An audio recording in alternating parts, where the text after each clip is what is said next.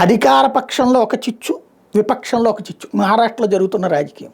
ఏక్నాథ్ షిండే భారతీయ జనతా పార్టీతో కలిసి పోటీ చేసి ముఖ్యమంత్రి పదవి ఆశించాడు. తను ముఖ్యమంత్రిగా ఉండగానే ఎన్నికలకు వెళ్ళాడు. ఆ గెలిచింది, ఘన విజయం సాధించింది. అలా 2/3 మెజార్టీ సాధించింది.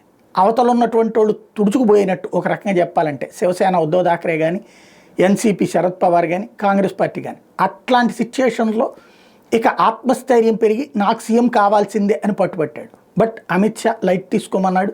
నువ్వు డిప్యూటీ సీఎం ఇస్తున్నామన్నాడు. ఈ దఫా దేవేంద్ర ఫడ్నవీస్ సీఎం అని తేల్చి చెప్పాడు.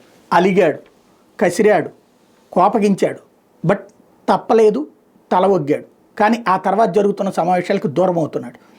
అతన్ని రెచ్చగొట్టేటటువంటి ప్రయత్నంలో భాగంగా ఏక్నాథ్ షిండేకి సన్మానం శరద్ పవార్ చేశాడు. తద్వారా ఈ కూటమిలో తన పట్టుని చూపించే ప్రయత్నం శరద్ పవార్ చేశాడు. అది ఆ కూటమిలో చిచ్చురేపింది. మాకు ద్రోహం చేసి, మా పార్టీని చీల్చి, మా పార్టీ గుర్తు, మా పార్టీ పేరు, మా పార్టీ సంబంధించినటువంటి క్రెడిట్స్ అన్నీ ఎత్తుకుపోయినటువంటి ఏక్నాథ్ షిండేకి మా కూటమిలో మేమందరం గౌరవిస్తున్నటువంటి శరద్ పవార్ వచ్చి సన్మానం చేయడం ఏంటంటూ ఉద్ధవ్ థాకరే ఎదురు తిరిగాడు. ఉద్ధవ్ థాకరే నిలదీస్తున్నాడు. ఇది ప్రస్తుతం మహారాష్ట్రలో విచిత్రమైన రాజకీయం.